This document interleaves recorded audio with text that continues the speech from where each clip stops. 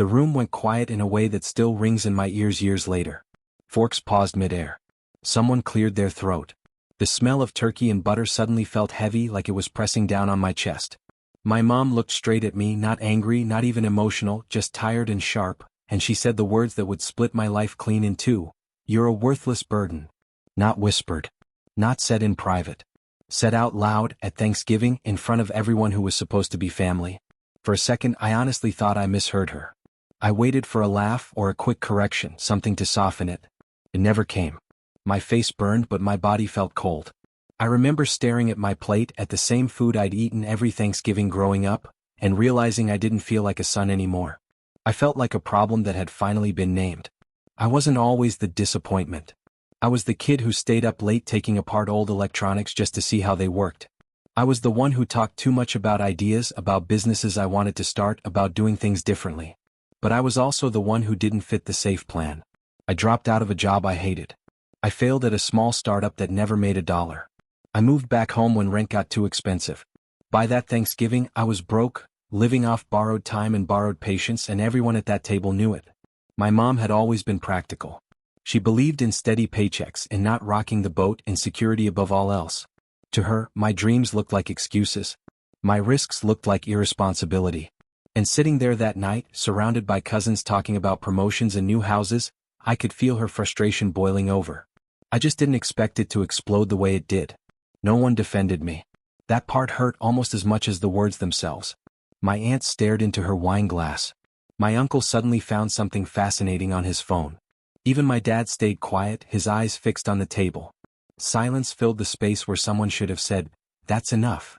And in that silence, something inside me snapped into focus. I stood up without saying a word.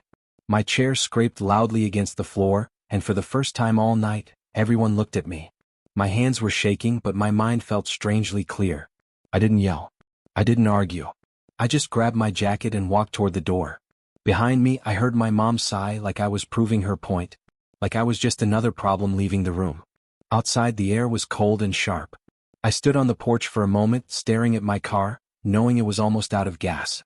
My bank account had less than $50 in it. I didn't have a backup plan. I didn't have a place lined up to stay.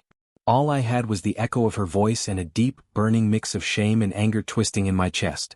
That night, I drove until the roads were empty and the radio signal faded in and out. I pulled over at a gas station and checked my balance again, like somehow it might magically change. It didn't.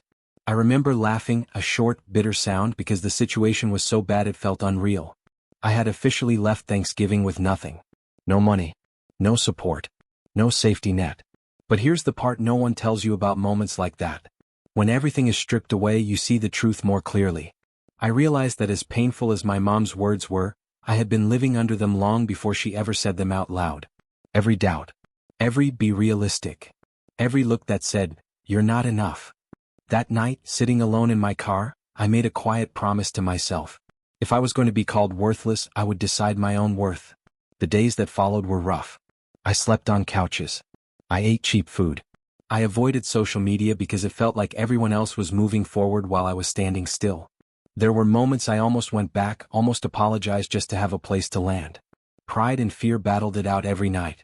But something about that Thanksgiving dinner kept pushing me forward. I didn't want to prove her wrong out of spite. I wanted to prove myself right. I started working wherever I could. Small gigs. Long hours. I listened more than I talked. I watched how businesses really ran, where money was wasted, where customers were ignored. Late at night, I wrote ideas in a notebook I found at a dollar store. Most of them were bad. Some were worse. But one idea kept coming back, refusing to let me sleep. I didn't tell anyone about it. I had learned what happens when you share a dream too early. Instead, I worked quietly. I failed quietly too. There were weeks when progress felt invisible, when quitting seemed logical and safe. Every time I felt myself slipping, I thought back to that table, to the heat in my face, to the feeling of being erased. And I kept going. Months turned into years. The idea evolved. The risks got bigger. So did the stakes. I met people who believed in the vision before they believed in me, and somehow, that was enough to keep the momentum alive. Money came and went. Sleep became optional. Doubt never fully left, but it stopped being in control. What I didn't know then was how far this path would go, or who would be watching from a distance. I didn't know that the company I was building in silence would one day be valued in the tens of millions. And I definitely didn't know how my mom would react when she finally heard the name of it. Because the next time we spoke wasn't at a dinner table. It wasn't calm. And it wasn't on my terms. The call came on a random Tuesday afternoon while I was sitting on the floor of a shared apartment, surrounded by boxes and wires. My phone buzzed, and when I saw her name on the screen, my stomach tightened the same way it had that night on the porch. I let it ring twice before answering. I didn't say hello right away. Neither did she. There was just breathing on the other end, familiar and distant at the same time, like a song you haven't heard in years but somehow still know by heart. She finally spoke, and her voice sounded different. Not softer, just careful. She asked how I was doing, like we talked last week instead of barely at all for years. I told her I was busy. That was true, but it was also a shield. She asked what I was working on now. I paused, staring at the wall, wondering how much truth I could afford. Before I could answer, she said she had heard things. People talking. Articles shared in family group chats I wasn't part of. She didn't say the company's name, but I knew exactly what she meant. After that call, I couldn't focus for the rest of the day. My mind kept replaying it, picking apart every word, every pause. It wasn't pride I felt. It wasn't satisfaction. It was tension, unfinished and heavy. I realized that no matter how far I ran, that Thanksgiving dinner was still sitting between us, untouched, growing colder with time. Growing up, our house was never loud, but it was never warm either. Love was shown through responsibility, not affection. Bills paid on time. Food on the table. Anything beyond that felt optional.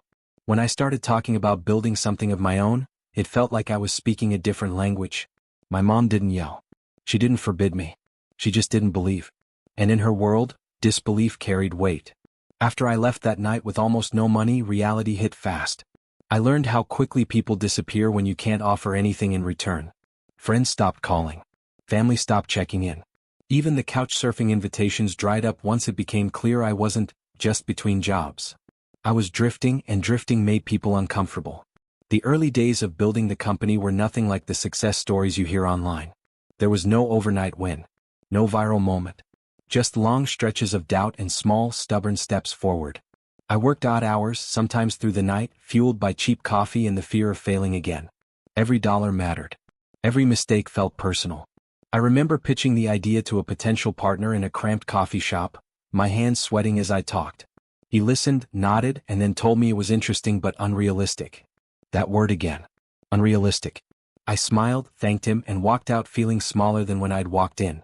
I sat in my car afterward, gripping the steering wheel, asking myself if my mom had been right all along. But something strange happened as time passed. Even when things went wrong, I didn't feel worthless anymore. I felt challenged. There's a difference. Failure stopped feeling like proof that I didn't belong and started feeling like information. Every rejection taught me something. Every lost deal sharpened the idea instead of killing it. The company didn't grow because I was fearless. It grew because I was tired of being dismissed. I built systems instead of speeches. I focused on solving real problems instead of trying to impress anyone. Slowly, quietly, it started working. Clients came back. Numbers improved. People began to depend on what we were building, and that responsibility pushed me harder than any insult ever could. Still, the family silence stayed. Holidays came and went. I spent some of them working, telling myself I preferred it that way. But every Thanksgiving, no matter where I was, I remembered that table. The smell of food. The weight of that moment. Success didn't erase it. If anything, it made the gap feel wider. As the company grew, so did the attention. Interviews. Mentions. Industry events. My name started appearing in places I never imagined. I kept my personal life private, not because I was hiding, but because I didn't know how to explain the distance. When people asked about my family, I gave vague answers. We're not that close. It was easier than telling the truth. Behind the scenes, pressure was building. Investors wanted growth. Employees wanted stability. Customers wanted more than we could always give. I carried all of it quietly, knowing that one wrong move could send everything crashing down. The idea that this whole thing could disappear overnight never left me. And sometimes, late at night, I wondered what my mom would say if it did. The second time she called, I didn't answer. I watched the phone light up and go dark again. I told myself it was about timing, about boundaries. But the truth was, I didn't know what she wanted. An apology? A share in the pride? A way back into my life now that there was something to point to? People love stories about walking away with nothing and building everything. What they don't talk about is the cost. The unanswered calls. The relationships frozen in unfinished conversations. The moments when success feels strangely hollow because the one person you wanted to see it doesn't really know you anymore. As the company approached a valuation that still felt unreal to me, the pressure from the past started pressing in again. Extended family members reached out, suddenly curious. Old acquaintances resurfaced with congratulations and subtle questions. And through it all, my mom stayed just close enough to be felt but not close enough to be understood. I knew a reckoning was coming. You can't outrun your origin story forever. The question wasn't whether we'd talk again. It was what would happen when we did. Because this time, I wouldn't be the broke kid leaving Thanksgiving with nothing. And she wouldn't be the only one holding judgment at the table. What I didn't realize yet was how quickly everything I'd built, every belief I'd rebuilt about myself, was about to be tested in a way no business challenge ever had. The closer the company got to real, undeniable success, the harder it became to pretend my past didn't exist. Meetings felt heavier. Decisions carried more weight. Every headline that mentioned revenue growth or market value felt like it was pulling an old thread tighter around my chest. I wasn't just building a business anymore. I was building something that would eventually force conversations I had been avoiding for years. At work, people saw me as confident, focused, decisive. They didn't see the pauses before big decisions, when I wondered if one wrong move would somehow confirm everything my mom had ever thought about me. Success has a strange way of waking up old fears instead of burying them. The higher the stakes climbed, the louder those old voices became in my head. One afternoon, during a leadership meeting, a board member casually mentioned a potential profile piece. A long-form story. My background, my journey, the from nothing to millions angle that media loved. Everyone around the table nodded like it was a win. I nodded too, but inside my chest tightened. A story like that wouldn't just talk about growth charts and strategy. It would talk about family. About where I came from. About things I had never said out loud. That night, I drove home in silence, the city lights blurring past my windshield. I thought about how many versions of my story were already out there, incomplete and polished for public comfort. None of them included the Thanksgiving dinner. None of them included the word burden. I wondered who would tell that part if I didn't. And I wondered how my mom would feel seeing it written down by someone else. Around the same time, she started showing up in small, unexpected ways. A short text asking if I was healthy. A forwarded article with no comment attached. Once, she left a voicemail without saying anything at all. Just a few seconds of background noise, like she hadn't realized it was recording. I deleted it, then sat there staring at my phone, feeling something close to guilt, though I wasn't sure why. I tried to imagine things from her side. A son who didn't follow the plan. Who failed publicly. Who disappeared when life got hard. To her, maybe that Thanksgiving wasn't cruelty. Maybe it was exhaustion finally spilling over. That thought didn't excuse it, but it complicated it. And complicated feelings are harder to outrun than anger. Inside the company, cracks began to form too. Growth brought pressure, and pressure brought conflict. Some leaders wanted faster expansion. Others wanted stability. I found myself stuck in the middle, carrying the final responsibility for choices that could affect hundreds of people. It felt strange to be trusted with so much when I still carried a core fear of not being enough. Late nights became routine again. I'd sit alone in the office, lights dimmed, scrolling through old photos on my phone. Family holidays. Birthdays. Smiles that looked real in pictures but felt distant now. I wondered if my mom ever looked at those same photos, if she remembered the kid I was before disappointment became the dominant story. The media interest kept growing. Emails from journalists stacked up. Each one promised to tell my story the right way. I didn't reply. Not yet. I wasn't ready to let strangers define something I was still trying to understand myself. But avoiding it didn't make it go away. It only made the tension sharper. Then there was the team.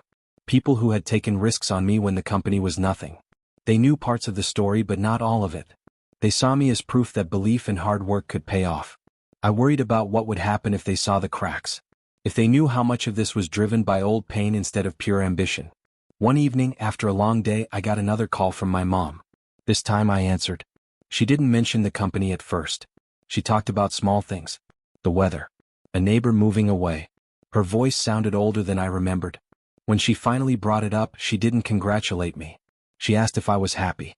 The question caught me off guard. I gave a careful answer. I said I was busy. She went quiet, then said she worried about me. That was new. For a moment, it felt like we were standing at the edge of something important, something fragile. Then she mentioned how hard it was for her when I left that night, how alone she felt afterward. I didn't know what to say. My silence filled the space between us, heavy and unresolved. After the call ended, I sat there replaying it, feeling pulled in opposite directions. Part of me wanted to confront the past head-on, to finally say how deeply her words had cut. Another part of me wanted to protect the version of myself I'd worked so hard to build, untouched by old wounds. The company crossed another major milestone soon after. The number felt unreal when I saw it on paper. The kind of number people whisper about. The kind of number that changes how the world looks at you. Messages poured in. Congratulations. Requests. Opportunities. And somewhere in all of it, my mom's silence returned, thicker than before. I started to sense that she wasn't just watching anymore. She was waiting. For what? I didn't know. For an invitation? For acknowledgement? For proof that I hadn't just succeeded, but succeeded in a way she could understand? At the same time, I felt a growing fear that the story everyone wanted to hear wasn't the one I was ready to tell. That once it was out there, it would take on a life of its own. That the word burden would follow me in ways I couldn't control, reshaped by headlines and opinions. The closer everything came to the surface, the more I realized this wasn't just about money or success. It was about identity. About who gets to define your worth. About whether building a $50 million company could ever be enough to rewrite a moment that still lived so vividly in my memory. And as the pressure from the business world and the pull from my past collided, I could feel a moment approaching that would force a choice. One conversation. One decision. One truth spoken or withheld. I just didn't know yet which side of that choice would cost me more. Everything started to speed up at once, like life had decided it was done waiting for me to catch my breath. Meetings blurred together. Emails stacked up faster than I could read them. The company was approaching a point where every move would be visible, judged, and remembered. This wasn't just growth anymore. This was the moment people would decide what kind of leader I was, what kind of story this company represented. The profile piece was officially approved by the board. A major outlet. A wide audience. They wanted the full arc. Failure, struggle, family, success. The journalist sent over a list of questions, and when I scrolled through them late one night, my heart started racing. One question stood out, simple and dangerous. How did your family react when you had nothing? I closed my laptop without answering, the glow of the screen fading but the question staying painfully bright in my mind. Around the same time, my mom sent a message that changed the tone of everything. She said she was going to be in my city the following week. No explanation. No request to meet. Just that single line. I stared at it for a long time, feeling the past and present collide in my chest. The distance I had relied on for years was shrinking fast, whether I was ready or not. At work, pressure mounted from another direction. A potential deal that could push the company over the $50 million mark was on the table. It was risky, complicated, and time-sensitive. Advisors were split. Some called it the obvious next step. Others warned it could undo everything if handled wrong. As CEO, the final call would be mine. The weight of it followed me everywhere, even into sleep. I started having dreams about Thanksgiving. The table. The silence. Only now, the faces were replaced with employees, investors, strangers reading headlines. In every version, I was standing there again, waiting for a verdict. I'd wake up before it came, heart pounding, unsure which future scared me more, the one where I failed publicly or the one where I succeeded and still felt empty. The journalist followed up, gently but persistently. He wanted to talk before the deal closed. He said timing mattered. I knew what that meant. Once the numbers were public, the story would write itself. If I wanted any control over how my past was told, this was it. But control came at a price. It meant opening doors I had kept locked for survival. My mom called again 2 days before her trip. This time she didn't circle around small talk. She asked if we could meet. Just the two of us. I felt my throat tighten as I agreed. We set a time and place, neutral ground. A cafe not far from my office. After the call ended, I sat there staring at the wall, realizing how close I was to a conversation I'd been rehearsing in my head for years. Inside the company, tension was rising too. My leadership team could sense something was off. I was more distracted, more withdrawn. During one meeting, someone asked if I was okay. I gave the usual answer. Just a lot going on. It wasn't a lie, but it wasn't the truth either. The truth was that every part of my life was converging at once, and there was no clean way to separate them anymore. The night before the deal decision, I stayed late at the office. The building was quiet, lights dimmed, the city humming outside. I opened the old notebook I'd kept from the early days. The pages were messy, filled with crossed-out ideas and rough plans. On the first page, written in shaky handwriting, was a line I barely remembered writing. Prove you're not a burden. Seeing it now made my chest ache. I thought about how much of this journey had been fueled by that one moment. How many risks I'd taken, how many hours I'd sacrificed, all tied to a need to be seen as valuable. I wondered what would happen if I finally confronted that moment directly. Would it free me? Or would it unravel everything I'd built around it? The morning of the meeting with my mom arrived too fast. I sat in my car outside the cafe, hands on the steering wheel, heart racing. Part of me wanted to drive away, to send a message saying something came up. Another part of me knew that if I didn't face this now, it would follow me into every boardroom and headline that came next. At the same time, my phone buzzed with updates about the deal. Lawyers waiting. Investors asking for final confirmation. The company stood on the edge of a decision that could redefine its future. I was being pulled in two directions, one rooted in numbers and strategy, the other in words spoken years ago that still held power over me. As I stepped out of the car and walked toward the cafe, I realized that whatever happened next wouldn't stay private. Not really. Whether through an article, a deal announcement, or a single conversation, the story was about to break open. And once it did, there would be no going back to silence. I reached for the door, my reflection staring back at me in the glass. The kid who left Thanksgiving with nothing. The founder on the edge of a $50 million moment. Both versions of me standing there at once, waiting to see which one would speak first. I pulled the cafe door open and stepped inside, the bell above it ringing too loudly for how quiet the room felt. I scanned the tables, my heart pounding, and then I saw her. She was already there, sitting near the window, hands wrapped around a cup she hadn't touched. For a moment she looked smaller than I remembered. Older. When her eyes met mine, something unreadable crossed her face before she masked it with a tight smile. We exchanged a short, awkward greeting and sat down across from each other. The space between us felt loaded, like every unspoken word had weight. She commented on the cafe, said it was nice. I nodded, barely listening. I could feel years of distance pressing in from all sides, daring one of us to break it first. Before either of us could say something real, my phone buzzed on the table.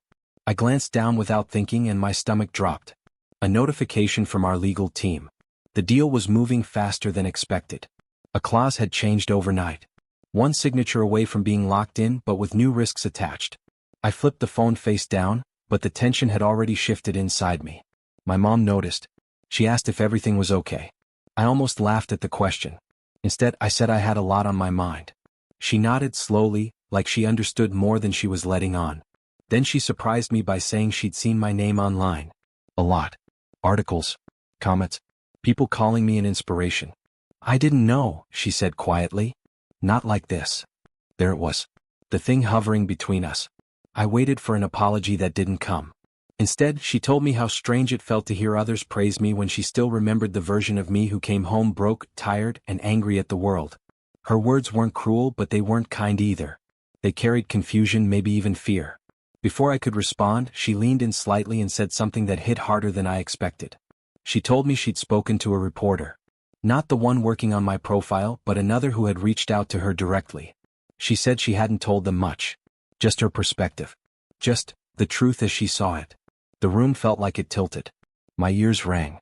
I asked her what she meant by that. She avoided my eyes and said she didn't think it was fair that everyone only heard one side. That people should know how hard it was for her too. How scared she'd been watching me take risks with no safety net. How helpless she'd felt. I felt a tightness in my chest that had nothing to do with anger and everything to do with control slipping away. My story was already starting to move without me. I thought about headlines, about quotes taken out of context, about a single sentence defining years of effort. I thought about the word burden, and how easily it could resurface louder than ever. I asked her what she told them exactly. She hesitated, then said she didn't remember every word. That alone was enough to spike my anxiety. In business, details matter. Words matter. And here they were, floating somewhere I couldn't reach, ready to be reshaped by someone else. My phone buzzed again. Another message. This time from an investor asking for immediate confirmation on the revised deal terms. Time was collapsing in on itself. I was sitting across from the person who had once shattered my sense of worth, while the company I'd built from nothing was waiting on a decision that could change everything. I tried to steady my voice as I told my mom that timing mattered right now. That what she said publicly could affect not just me, but hundreds of people who depended on the company. She bristled at that, saying she wasn't responsible for my business choices. That she was allowed to speak her truth too. And she wasn't wrong. That was the worst part. There was no villain in that moment. Just two people holding different versions of the same story, both convinced they were protecting themselves. She asked me if I was ever going to forgive her. The question landed heavy. I didn't answer right away. Forgiveness felt like a destination I hadn't reached, not a switch I could flip on command. Before I could say anything meaningful, my phone rang again. This time it was my COO. Urgent. I let it go to voicemail, my hands shaking slightly. Outside the cafe window, people passed by, unaware that my life felt like it was splitting into parallel paths. One leading deeper into public success, scrutiny, and expectation. The other pulling me back into a past that refused to stay buried. My mom stood up slowly, saying she didn't want to fight.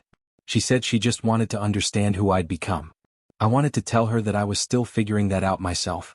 Instead, I watched her walk toward the door, then turn back and say one last thing. She told me she was proud of me. The words should have felt good. They didn't. They felt late, complicated, almost unfinished. Then she was gone, leaving behind a half-full cup of coffee and a silence that felt louder than any argument. I sat there for a long moment, staring at the empty chair across from me. My phone buzzed again, and this time I picked it up. The voicemail from my COO was short and tense.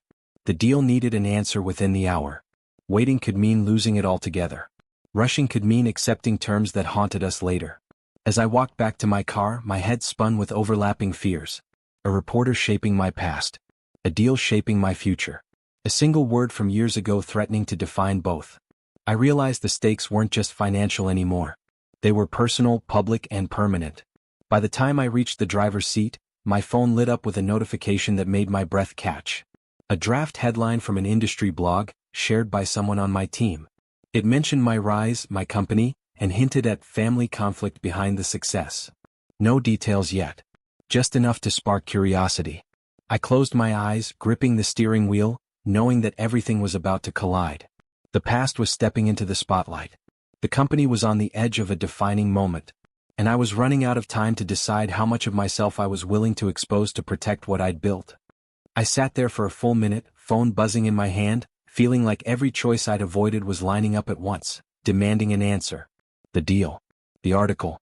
My mom's words hanging in the air like smoke. I realized something in that moment that hit harder than any insult ever had. No matter what I did next, something was going to break. The only thing I could control was what broke on my terms. I called my COO back and told him to get everyone on the line. Legal, finance, the board. I didn't give explanations. I just said we were making a decision now. When the call connected, the room felt tight even through the screen. I listened as they laid out the risks one more time, the upside, the downside, the numbers everyone else would see. When they finished, there was a pause. They were waiting for me. I thought about the kid who left Thanksgiving with nothing but a jacket and a nearly empty tank. I thought about the years of building, the nights of doubt, the fear of being seen as a mistake. And then I said it. I told them we were changing the terms. Slowing it down. Protecting the core of what we built, even if it meant walking away from the headline number everyone wanted. Silence followed. Then questions. Pushback. Concern. I didn't waver. I ended the call knowing I had just gambled with everything I'd worked for. But for the first time, the decision didn't feel driven by fear. It felt grounded. Honest. The article broke 2 days later. It wasn't gentle. It wasn't cruel either. It was complicated. It talked about growth, ambition, and pressure. And buried in the middle was a paragraph about family. About distance. About a Thanksgiving years ago that changed everything. The word burden was there, but not as a weapon. It was framed as a moment that fueled something bigger, something unfinished. The response was immediate and overwhelming. Messages poured in from strangers who saw pieces of their own lives in the story. Founders. Kids who'd been written off. Parents who didn't realize how deep words could cut. The internet did what it always does. Some people judged, some defended, some projected. But the story didn't collapse me. It didn't erase what I'd built. If anything, it made it real. Then my mom called. This time there was no small talk. She said she'd read the article. All of it. She said it was hard to see herself through someone else's words. Harder still to recognize moments she'd minimized as turning points in my life. Her voice cracked when she said she didn't realize how long that night had followed me. I didn't interrupt her. I let the silence do its work. She apologized. Not carefully. Not defensively. Just plainly. She said she was scared back then. Scared of losing me to a life she didn't understand. Scared that if she didn't say something harsh enough, I'd keep drifting. She admitted she was wrong. That the words were wrong. that the timing was wrong, that the damage was real. I felt something loosen in my chest. Forgiveness didn't arrive like a lightning bolt. It felt quieter than that, like setting something heavy down after carrying it for too long. We talked for hours. About expectations. About fear. About how success doesn't erase pain, it just gives it a louder echo. When we hung up, nothing was magically fixed. But something fundamental had shifted. The past no longer felt like it was chasing me. It felt like it was finally standing still. The deal came back a week later. Revised. Smaller on paper. Stronger in reality. We signed it. The company crossed the valuation everyone had been waiting for, but this time it didn't feel like a finish line. It felt like a foundation. People congratulated me. Headlines followed. Panels, invitations, recognition. On the outside it looked like a clean win. Inside, I was still processing how close I'd come to letting an old wound dictate my future. Then came the twist I never saw coming. A few weeks after everything settled, I received an email from the same reporter my mom had spoken to earlier. He wanted to clarify something. Attached was a transcript from their conversation. I read it slowly, my heart pounding. In it, my mom had told a story I'd never heard before. About a moment when she'd been called worthless by her own parent.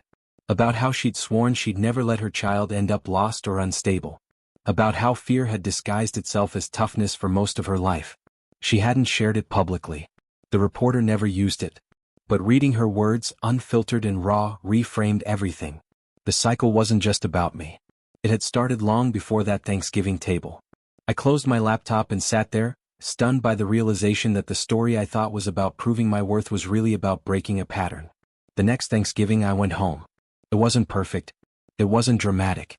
There was food. There were pauses. There were moments of awkward silence.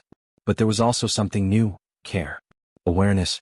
A shared understanding that words can shape lives in ways we don't see until it's almost too late. I didn't need my mom's approval anymore. And she didn't need my success to justify her fear.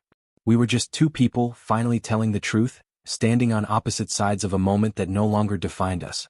And as I sat at that same table years later, I realized the real victory wasn't the $50 million company. It was walking away from being a burden and choosing to be free. After that Thanksgiving, life didn't suddenly slow down, but it did feel quieter in my head. The kind of quiet that comes when something long unresolved finally finds its place. I went back to work with the same responsibilities, the same pressure, but a different posture. I wasn't bracing myself anymore. I wasn't waiting for the next moment to prove I belonged. I already knew I did. The company kept growing, but now growth felt intentional instead of desperate. We hired carefully. We said no more often. We focused on building something that would last, not something that would just look impressive on paper. When people asked about the $50 million valuation, I talked about the team, the lessons, the long road it took to get there. I stopped framing my life as an escape story and started seeing it as a building one. My relationship with my mom didn't turn into something perfect or cinematic. Healing rarely does. We had good conversations and awkward ones. Sometimes we talked about business. Sometimes we talked about nothing important at all. What mattered was that we talked honestly. When old habits surfaced, we named them. When misunderstandings happened, we didn't let them sit in silence. One afternoon, months later, she visited the office. Not announced. No big moment. She walked through the space quietly, looking at the people working, the walls filled with ideas, the energy humming through the room. She didn't say much, but when she turned to me, her eyes were full. She said, "I didn't understand this before." That was enough. The media attention eventually moved on, as it always does. New stories replaced mine. New founders took the spotlight.